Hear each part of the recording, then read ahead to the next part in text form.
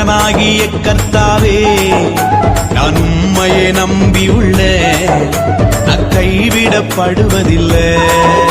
என் பலனாகிய கர்த்தாவே நான் உம்மையை நம்பியுள்ளேன், நான் கைவிடப்படுவதில்லை.